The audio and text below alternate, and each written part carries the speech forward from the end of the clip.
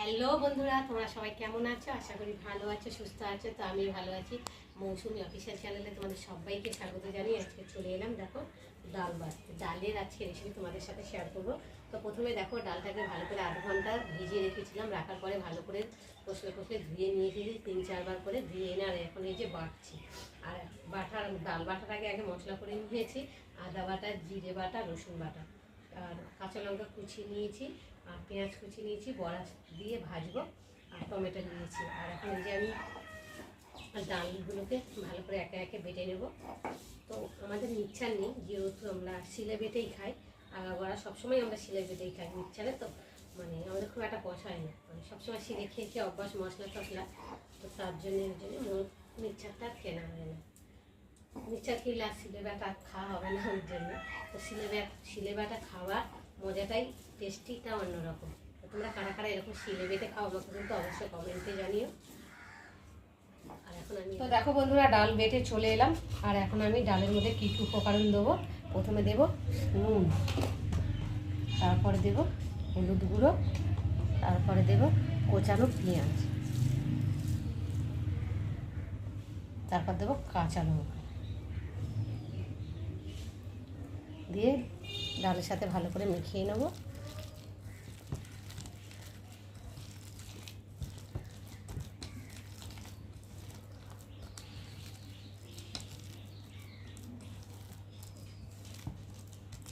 তো দেখো, ভালো করে মাখিয়ে নিয়েছি।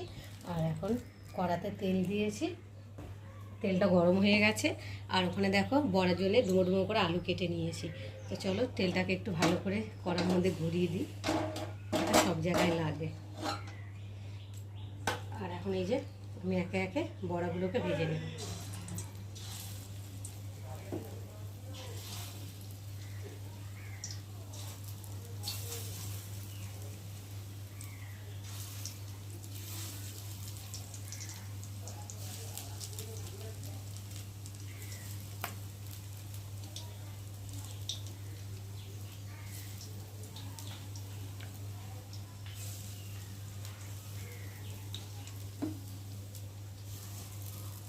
তো দেখো বন্ধুরা, বড়াগুলো দেওয়ার পরে এক ফিট করে হয়ে গেছে। উল্টে দিয়েছি, আবার আরেক ফিট করে দিয়েছি। আর এখন দেখো, দু পিঠই ভালোভাবে ভাজা ভাজা হয়ে গেছে, লাল লাল করে ভেজে নিয়েছি। এই গরম ভাতের সাথে তো এই বড়া ভাজা খেতে ভীষণ ভালো লাগে। মানে যতটা তরকারি না ভালো লাগে, ততটা মানে ভাজা গরম গরম ভাত হবে, খেতে ভালো লাগে। দেখো, আর এখন আমি এই যে একে একে বড়াগুলোকে তুলে নেব। এই বড়া মানে ডাল মেখেছি, সেই বাটি করেই তুলে নিলাম।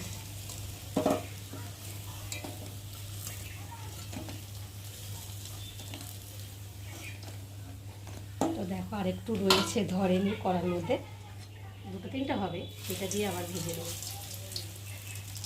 তো বড়াগুলো ভেজে তুলে নিয়েছি। আর তেল দিয়েছি কড়াতে, তেলটা গরম হয়ে গেছে। এখন আমি ফোড়নে দিয়ে দেবো গোটা জিরে, তেজপাতা। ফোড়নটাকে একটু ভেজে নেব। দেখো, ভাজা ভাজা হয়ে এসেছে। আর এখন এই যে কেটে রাখা আলুগুলোকে দিয়ে তেলের মধ্যে আগে ভেজে নেব।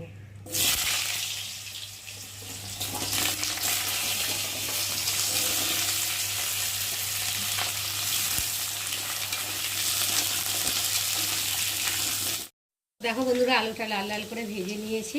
আর এখন আমি দিয়ে দেব পরিমাণ মতো নুন, হলুদ গুঁড়ো, লঙ্কার গুঁড়ো, আদা বাটা, জিরে বাটা, রসুন বাটা আর একটা টমেটো কুচি দিয়ে মশলাটা আলুর সাথে ভালো করে কষিয়ে নেব।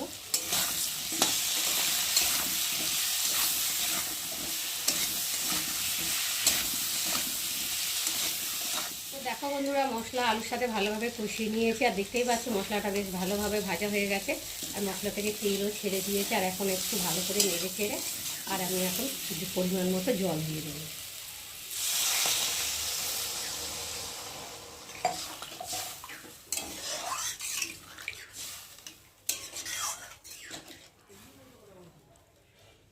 দিয়ে আর এখন ঢাকা দিয়ে আলুগুলোকে ভালো করে সেদ্ধ করে। বন্ধুরা দেখো, আলুটা ভালো করে কষিয়ে আর জল দিয়ে দিয়েছি। আর এখন ঢাকাটাকে খুলে দেখব। তো দেখো, ঝোলটা অনেকটাই শুকিয়ে গেছে। আর এখন আমি একটু নেড়ে দেবো। আর দেখো, আলুগুলো তো সেদ্ধ হয়ে গেছে। অনেকটাই সেদ্ধ হয়ে গেছে। আর এখন আমি ঝোলের মধ্যে ভেজে রাখা বড়াগুলোকে দিয়ে ভালো করে একটু ফুটিয়ে নেব।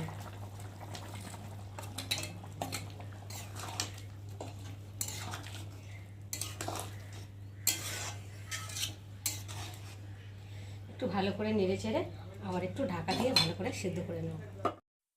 তো বন্ধুরা, বড়াগুলো ঝোলের মধ্যে দিয়ে ঢাকা দিয়ে দিয়েছি। এবার ঢাকাটাকে খুলে দেখবো বড়াগুলো দেখো কত সুন্দর হয়েছে, আর ঝোলটা বেশ মাখো মাখো হয়েছে, আর বড়াগুলোও সেদ্ধ হয়ে গেছে। আর এখন আমি নামাবার আগে একটু মিট মশলা দিয়ে দেবো। তোমরা চাইলে গরম মশলাও দিতে পারো। আর দিয়ে দেবো স্বাদ মতো চিনি। চিনিটাকে একটু ভালো করে নেড়ে নেব যাতে চিনিটা গলে যায় ঝোলের মধ্যে, বড়ার মধ্যে চিনিটা যাতে ঢোকে। একটু মিষ্টি মিষ্টি হলে খেতে ভালো লাগবে, যেহেতু নিরামিষ তো তার জন্যে। তো বন্ধুরা, চিনিটা একটু ভালো করে নেড়েছে, এবার নামিয়ে নেবো। তো বন্ধুরা, আজকে আমার বড়া রেসিপি কেমন লাগলো তোমরা কিন্তু অবশ্যই কমেন্ট করবে। আর ভালো লাগলে লাইক কমেন্ট শেয়ার করো। আর আমার চ্যানেলে যদি নতুন হয়ে থাকো চ্যানেলটাকে সাবস্ক্রাইব করো। তো চলো, তোমাদের সঙ্গে আবার দেখা হবে পরের ব্লগে। ততক্ষণ তোমরা তোমাদের খেয়াল রাখো। তোমরা আমার চ্যানেলটাকে সাবস্ক্রাইব করতে থাকো আর আমি ভিডিও তরকারিটাকে ঢালতে থাকি।